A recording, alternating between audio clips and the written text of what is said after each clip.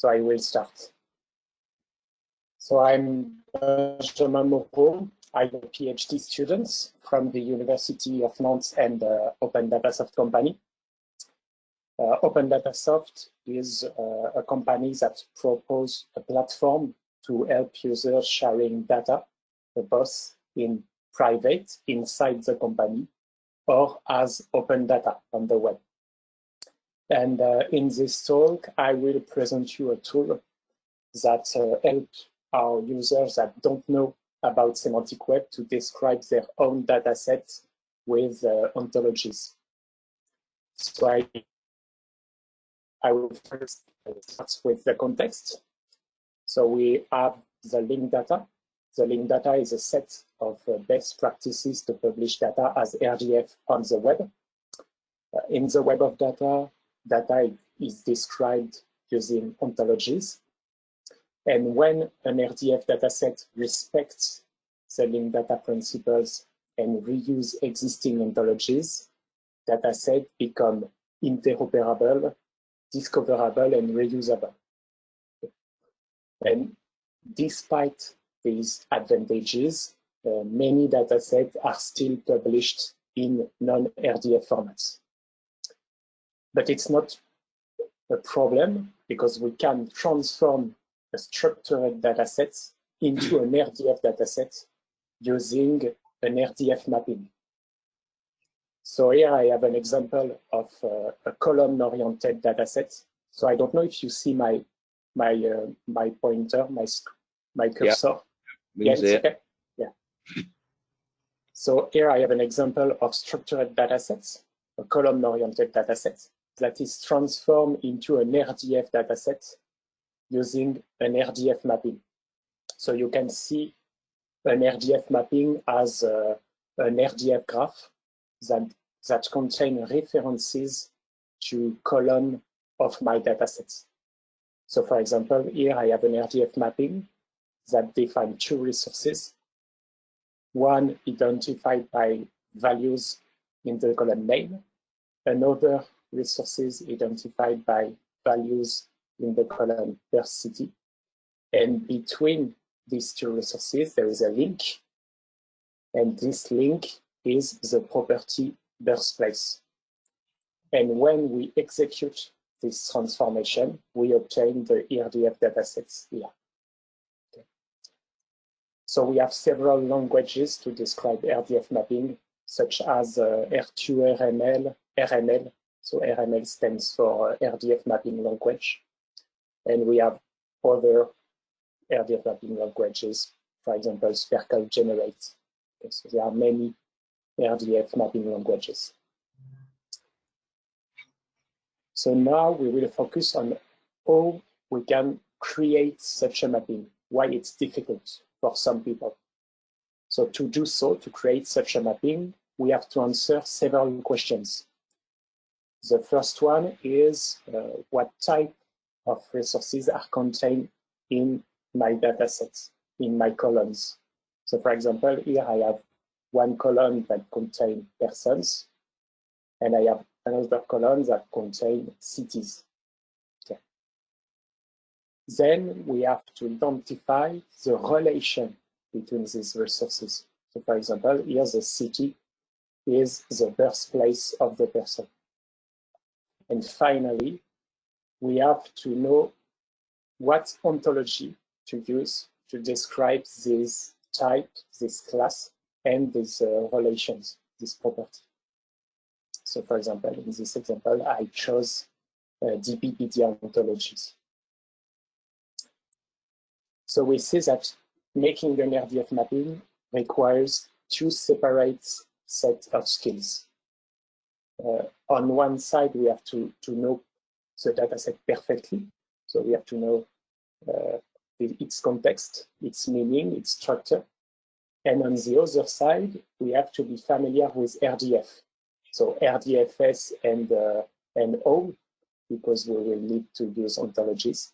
And of course, we need to know at least one RDF mapping language to create this mapping. But the problem is that many data producers on our platform, on Open Datasoft, and maybe on the web are not always familiar with RDF.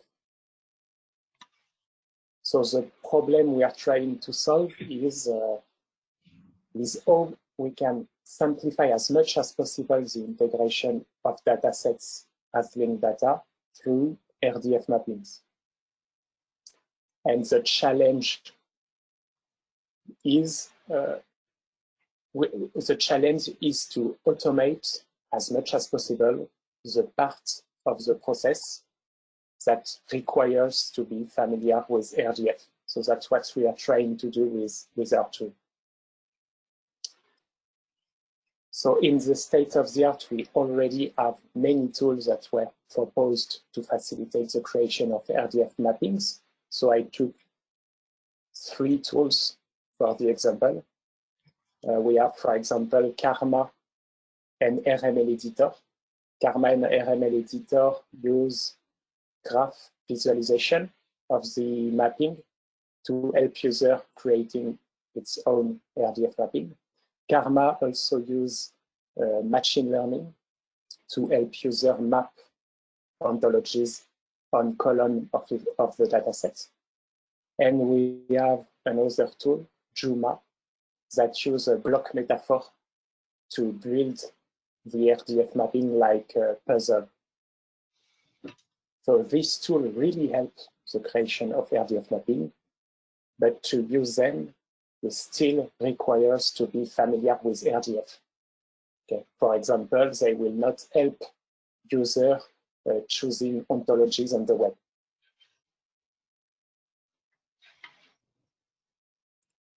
Problem, we proposed a SemanticBot. So SemanticBot is an open source web application available on GitHub under MIT license. And a live demonstration of this tool is available on the second address here. So it can generate RDF mappings for datasets on open dataset platform by only asking simple questions about the datasets. So our goal is not to generate the perfect mapping for the dataset, but it's more to generate a first mapping that will encourage users to try semantic web technologies. Okay, so for example, on the platform, we have different semantic web features like, for example, Sparkle querying, or we can filter our catalog using classes or properties for the dataset we use, which use ontologies. So I will make a little demonstration of the bot to show you how it's working, and then I will explain you how it's working in detail technically. So for example, here I will try to describe this dataset with ontologies. It represents Roman emperors. Okay, so like in the example. So we have a column name, a column field name with T. We have, for example, the birth. We have the cause of death, for example. So we have many information about Roman emperors. So when we go on the SemanticBot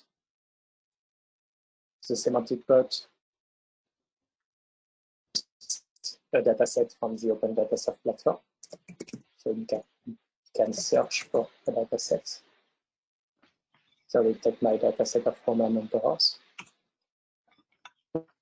When we select SemanticBot, will analyze the dataset.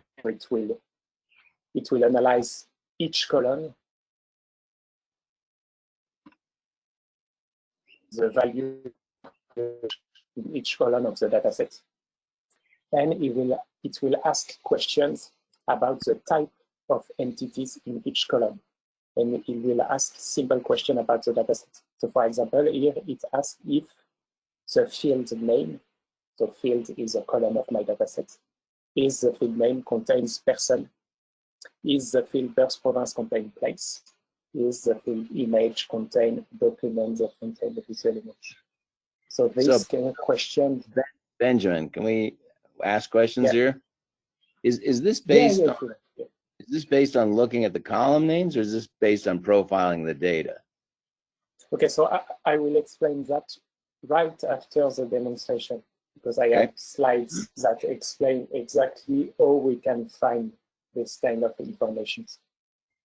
So I will explain that right after. But it uses column names, but it also uses data types of columns. Okay, and it uses the values, an extract of the values inside the column. Yes, it uses also metadata like title, for example, of the dataset. Okay. So here we can generate our question. We don't use URI of the concept, but we use the label of the concept to have a more human representation of the concept of the class. So here the user can select classes that correspond to its datasets. When event mapping is generated on the right in a graph visualization, then the bot asks for properties in the datasets. So for example, it asks if field name is the name of something. So it uses the label of the property and the range, the domain of the property. So something is a schema.org thing class. So for example, here we can select the properties that correspond to our datasets.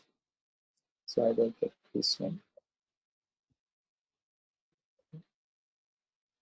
Finally, SemanticBot asks user to select the correct domain, the correct resource for each property. So it will ask which resource have a name as property. So for example, here we select persons in the name column. And we can create our RDF mapping like that by answering all questions.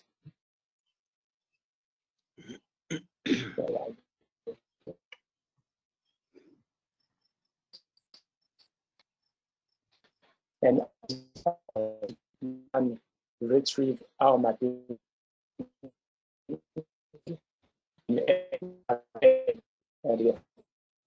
and we can upload this mapping on Open Dataset platform to unlock semantic features. So now I will explain how it's working in detail. So we have three main steps, three automatic main steps. It's the entities recognition step, the properties recognition step, and the mapping generation. And between the first and the last step, we have questions that are asked to the user to make sure that RDF mapping is consistent. So first step is entity recognition. So the goal is to find the type of entities each column contains. So basically, for each column, the bot extracts values of the column, okay, or an extract of the values in each column, and search for those values in existing knowledge graphs, like, for example, DBpedia or Yago. And the concept corresponding to these values is sent to linked open vocabularies. So for those who don't know, linked open vocabularies can be seen as a search engine for ontologies to search for classes and properties. So we search the concept retrieved from DBpedia and Yago in linked open vocabularies to find the most popular class to describe this concept. So for example, here in this example, the SemanticBot found the concept person, and linked open vocabularies found the class DBpedia person to represent these columns. Okay. And it will do the same thing for Benjamin, each column of my dataset. Yes. You want to take another question? So Yeah, we did this in an enterprise, you know, like the names of all the employees. We're not going to find most of them in DBpedia. Is that, is it, yeah, exactly. It's, yeah. yeah, of course. It's not working on every dataset. Yeah. So Okay. I will, yeah. The idea is not to create the perfect mapping, the perfect RDF representation of their datasets. Yeah. The main idea of this is to help users that have absolutely no knowledge about RDF, to help them understand why semantic web can be important for them. Okay. It's not, the idea is not, it's not to make the perfect mapping and the perfect RDF representation. Right. So Benjamin, this is Alan. The linked open vocabularies, you mentioned that the system looks at the popularity of those vocabularies. Which ones are at the top of the popularity list typically? You mentioned schema.org. Are there others? Yeah, the most, so it's the most often we retrieve we retrieve class and properties from schema.org, DBpedia. So this is this kind of ontologies. Mm-hmm. More not really domain specific. Yep. Right, the more general ones, because there's something like 700 linked open vocabularies. I'm taking it the ones that are least popular just don't generally surface very often at all. Yeah. So Benjamin, just returning to Dave's point about in the enterprise, if I have my own name entity recognition solution and I have my own set of ontologies served, how difficult would it be to plug these in? So if you have your own, for example, your own Excel file with persons in it. So I'm saying that you know, I'm from the pharmaceutical industry, so I'm particularly interested in, say, molecular targets, so genes or drugs or other things like that. Now we maintain our own tools for doing named entity recognition, and we maintain our own ontologies around these things. Yeah. So how difficult is it for me to use our own solutions rather than DBpedia, Yago, or the linked open vocabularies? Okay. So to use this kind of tool, with your own dataset, you will need to add your ontology in the SemanticBot, and maybe your own knowledge graph if you want to integrate other datasets from the pharmaceutical industry. You can add your own knowledge graph to it. Maybe it will be able to find if you have other drugs, if you have the same drugs in your in the knowledge graph you added to the SemanticBot, and in the knowledge graph you want to integrate as RDF, it will find link between them, and it will be able to use your ontology to make link between the both datasets. Okay, thank you. So then it will make the entities recognition step for each column. We'll do the same thing for birth city. So there is no problem. It will recognize each city in the dataset. And sometimes DBpedia and Yago does not find the concept. Okay, so it can happen, but it's not a problem, because it's not always a problem, because we will explain after how we can still find the class of the column birth province using inference. So then we ask question to the user. So for example, is column name contains the entity of type person? So the user validates these classes. Okay. And after we pass to the properties recognition step.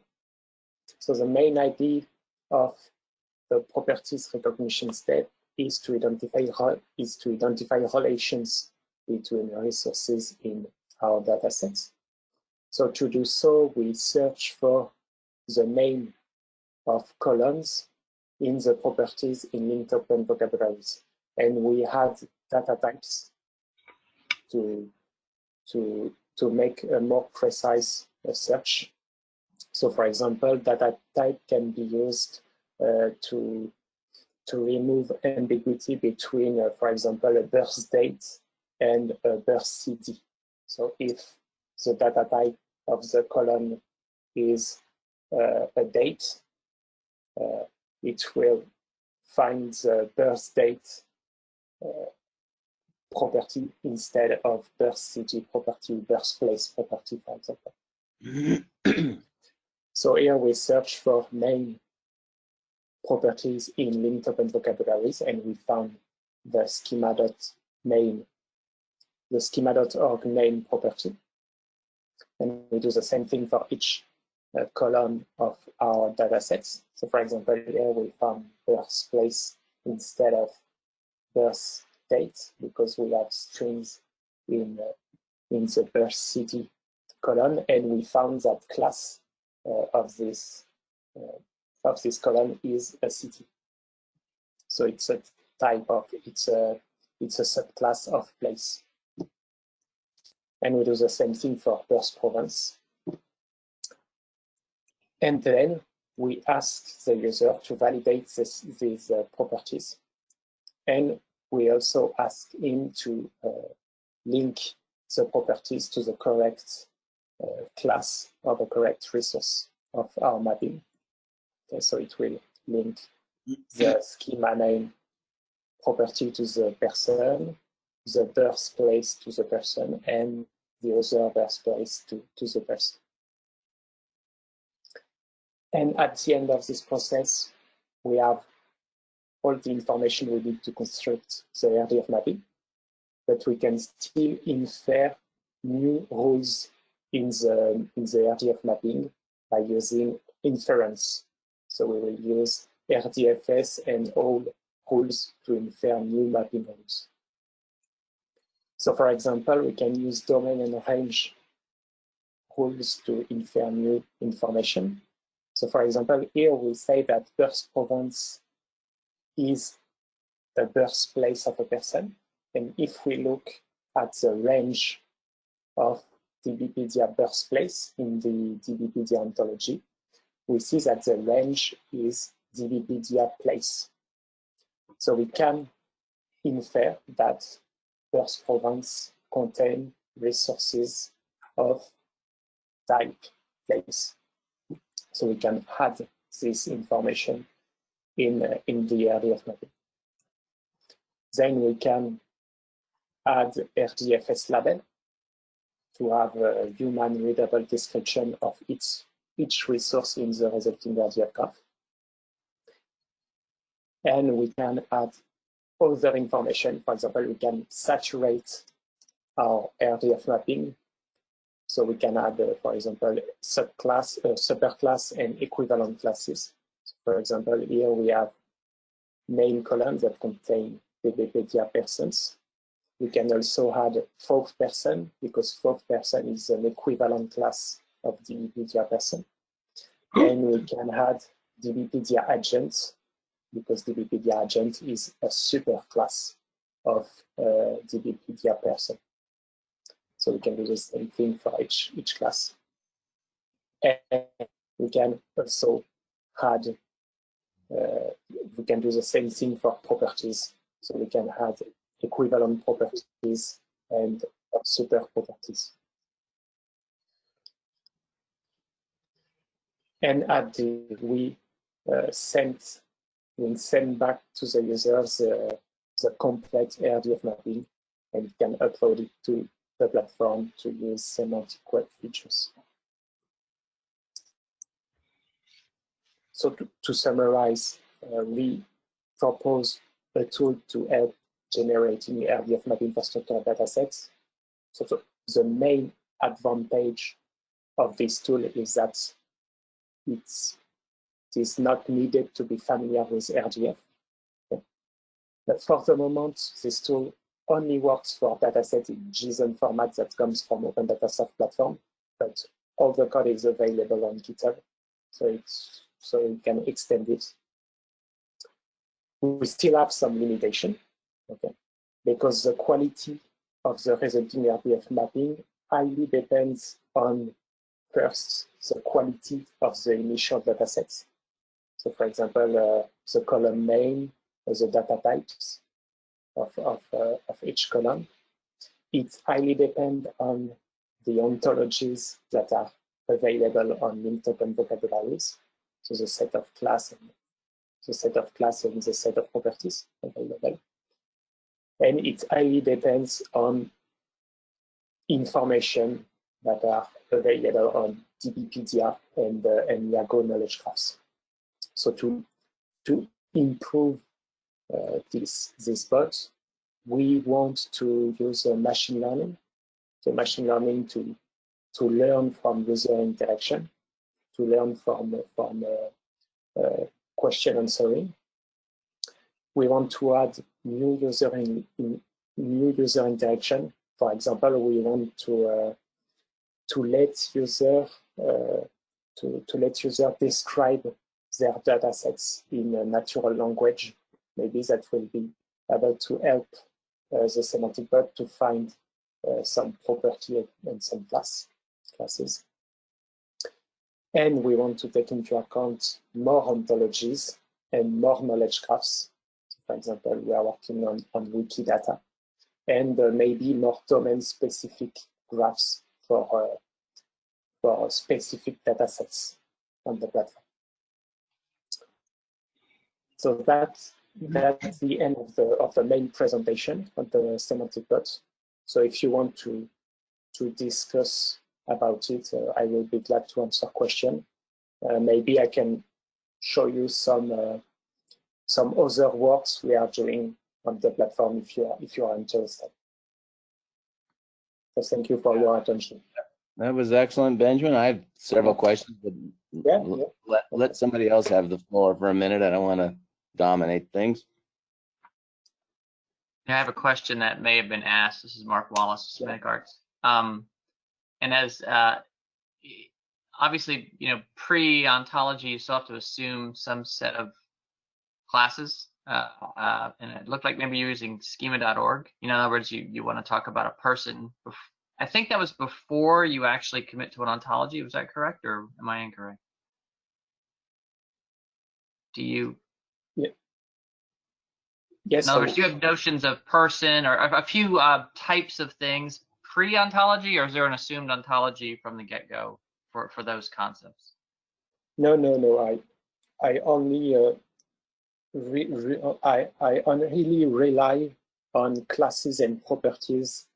For the moment, we only rely on properties and classes available on linked open vocabularies. Okay.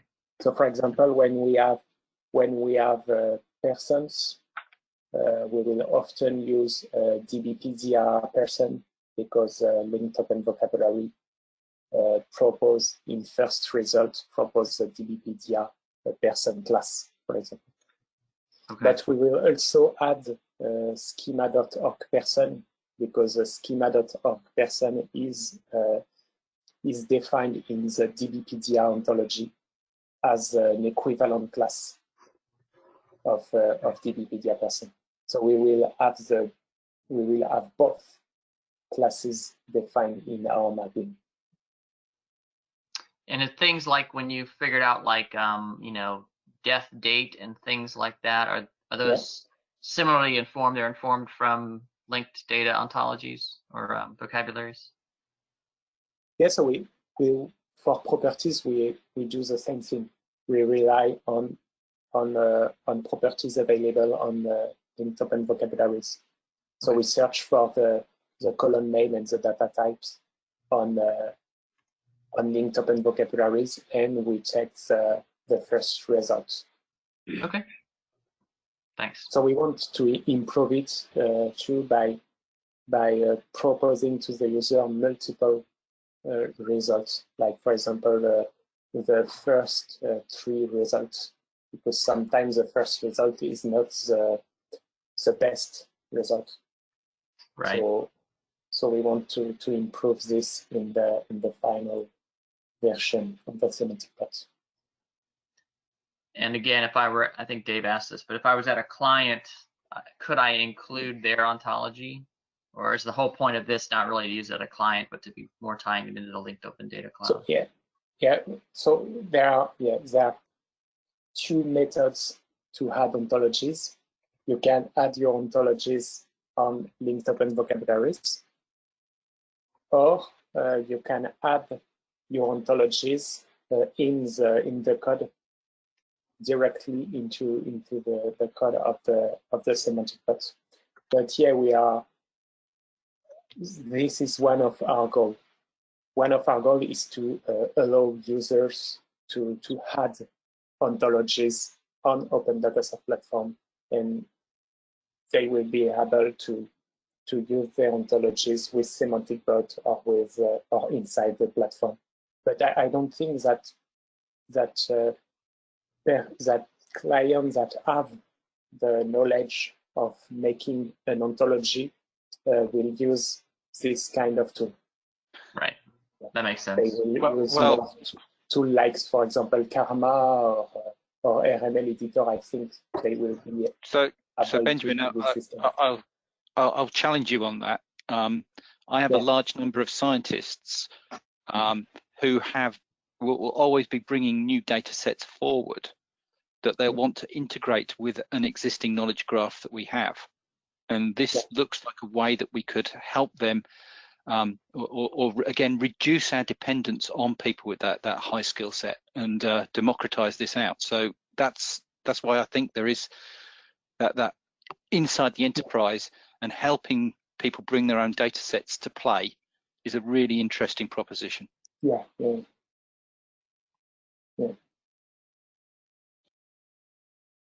So Benjamin, there's part of your business appears to be the on the Open Data Soft website, just bringing together a bunch of data sets and allowing people to consume them. And in some ways, is that sort of like data.world? Do you ever look at and compare yourself to them? Yeah, I know that data.world. We are not doing the same thing because for us in Open Data Soft, Semantic Web is more. We are trying Semantic Web. Okay, we are beginning with Semantic Web technologies. It's not our main advantage. I would say it's not. We have not a lot of semantics features on the platform. Okay. We don't sell a semantic web platform or linked data platform. Yeah. Okay. We are just trying semantic web technologies. We are just trying ontology to see what we could do with that, but it's not our specialty. Okay. And just out of curiosity, what is your revenue model? It looks like the software is free and the data is free. Yeah, so we have a lot of private data too. Okay, that is not in on open data. Okay. But many on the public sector in France. Okay, public sector in France are paying our platform to publish open data. Okay. Because it's more easy to do than creating their own open data platform. But if you want to have more information about this, I can give you some contact in Open Data Soft if you want. Okay. Because I'm. Yep. Okay. And the map that you created, is that conform to any standard? I mean, it looks sort of similar, but or is that just something you guys did? No. It's an RML mapping. So I don't know if you know the YAML Okay. syntax. Okay, it's a YAML syntax. We also support RML RDF syntax. We support both. We support both serialization formats. Okay. So you can use this mapping outside the platform. Yeah.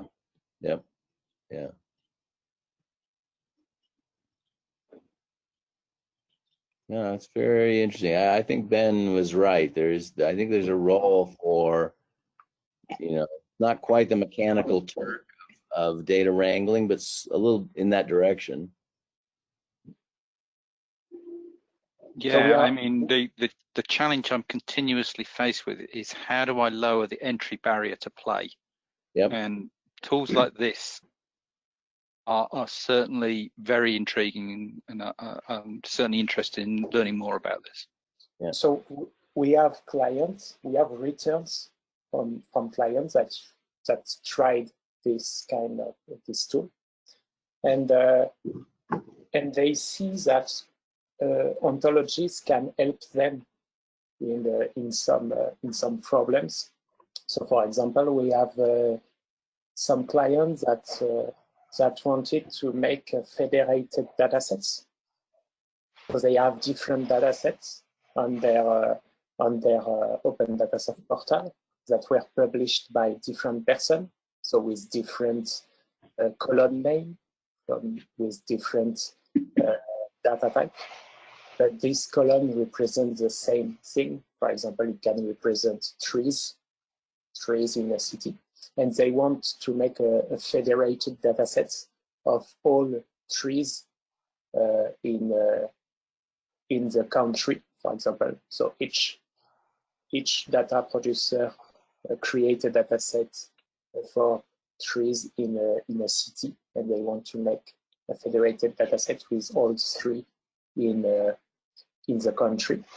And they tried to use this kind of mapping, so RDF mappings, to create federated datasets with all three in all these datasets. So they use ontologies to know which column of their dataset is equal to another column in the other datasets. Right. So they understand that semantics can help them on this kind of problem of interoperability problems. So for the moment, clients are mainly interested by this kind of usage.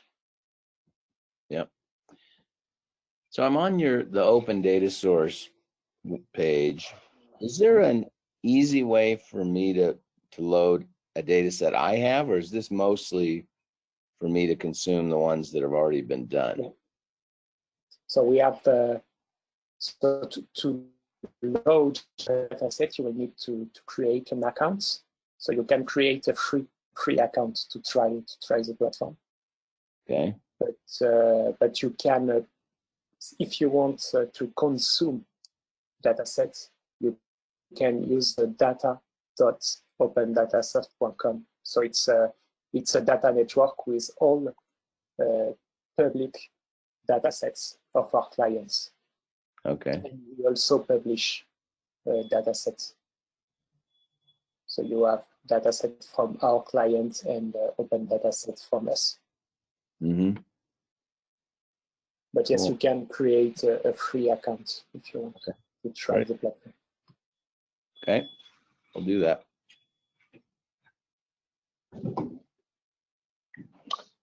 So Benjamin, so you need. This is Alan. I've got another question here. Yeah. I'm assuming you've looked at automation tools like this one, and I think you summarized them, 3 of them in another slide at the beginning of the presentation. And the thing about those seemed to be that they weren't really ontology centric, if you will. They didn't really enable you to harness the power of vocabularies and the ontologies. That was my impression anyway. But I'm wondering in general, what level of automation can we find out there that does adjacent things to what you've done with SemanticBot? Have you looked at that at all? Because it seems like there's this whole pipeline that needs to be created. And, you know, obviously outside the world of RDF, those pipelines are being created. But I'm assuming that you've looked at some of these within the RDF world. What did you find? So I think that at least the more automated tool I used was Karma. So for example, with Karma, you can load your own ontology. Okay? You can load your own datasets. And because they use machine learning techniques, if you create a mapping for a dataset and then you want to create a mapping for similar datasets, it will recognize the mapping you made for the previous dataset, and it will help you to semantize the new dataset. So they are kind of learning recognition step to. So I think Karma was the most automated tool I used. This is why I got this in there. But I didn't saw, but maybe I'm wrong. I didn't saw tools that used, for example, range and domain to automatically link the properties to the correct resources, for example. Okay. And I think it's quite an easy thing to do. Adrian here from Sasuko. I'm not sure if some of you saw that we released a tool which basically generates R2RML, RML, or CSV on the web mapping, and we took a bit of a different approach there by providing a domain-specific language. So you do have to do some work. You basically write the stuff, but it's completely supported by the IDE you work with. You have auto-completion to the vocabularies you basically constrained in your domain. You have introspection on the tables, so you can only map to stuff which really exists.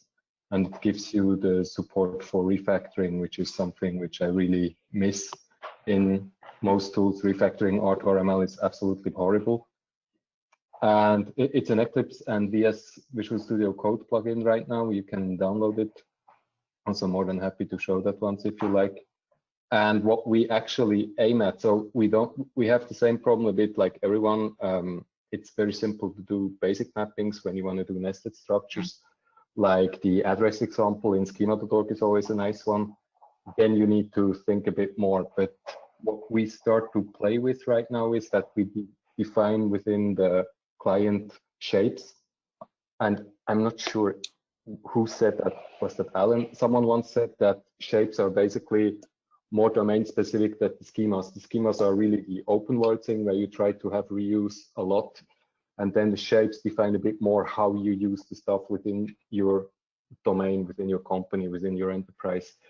And the next step we want to do is that we extend the mapping, that when you have shapes, that it will recognize the thing is an address, a schema.org address. So you need to have another structure which maps the address, and then it will support you there.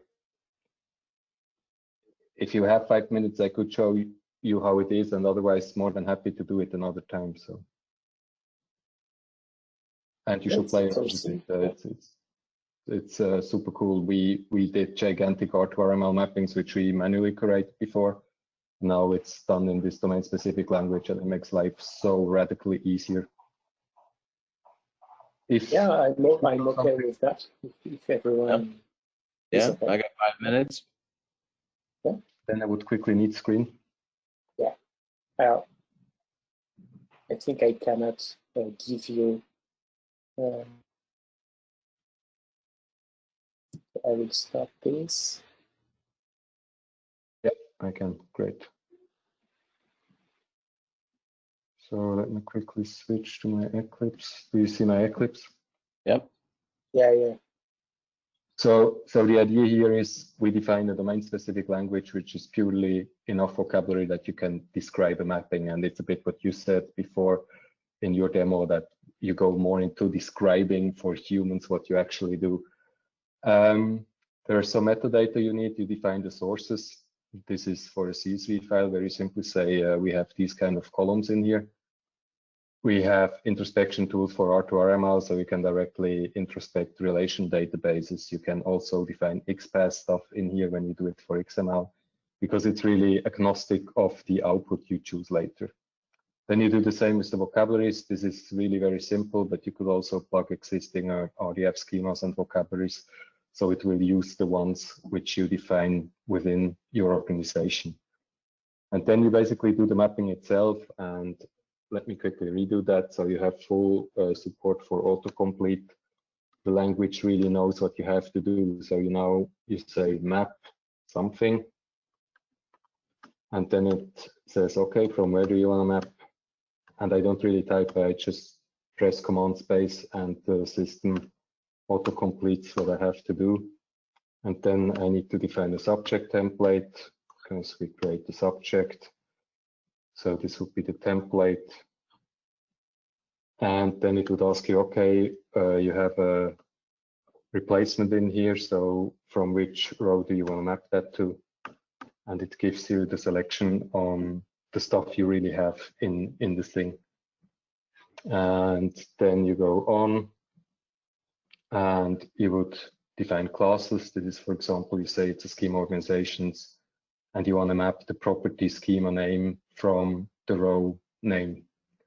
You continue to do that. This is right now what you said. So same problem here. We don't have the magic thing here yet, but because we really know what this thing is about, so the language support we use in the IDE really knows what we are actually doing in the model. So when we would have shapes later, we could basically say, okay, you could simply say map to a shape address, and then it would, for example, produce you that part on its own, and you just would have to fill out the things it cannot figure out automatically. And I also like the idea of like introspecting stuff and trying to figure out existing things and see if we can map that with some kind of machine learning. The cool thing is, so when you don't have any errors, you say output CSV on the web in this case, and it generates this mapping file. But let's assume you just had a CSV for playing, and now you want to switch to R2RML because you get this from a relation table. You would say R2RML, you press save, and instead of the CSV on the web file, you get the, quickly I have to open that is the internal editor. So this is a generated R2RML file directly from this DSL. And the cool thing, what I really like about it, it's really for domain specialists. You need to know what you're doing, but you don't have to care about the very complex syntax of RML, R2RML, these kind of things. And you can do refactoring. So when you say, for example, Gemeinde, this is German for municipality, you can say rename this element, and then you press enter. It will really refactor it. It's now changed wherever it was used. I actually didn't use it, so it's a bit pointless, but you get the idea. So that's what we do basically. Cool. Stop sharing. Okay. I've got a hard stop. I need to sign off. Thanks very much. That was very interesting. Thank you, Benjamin and Adrian. Thanks, everyone. Thank you. Thank you very much. Thanks, everybody. Thanks.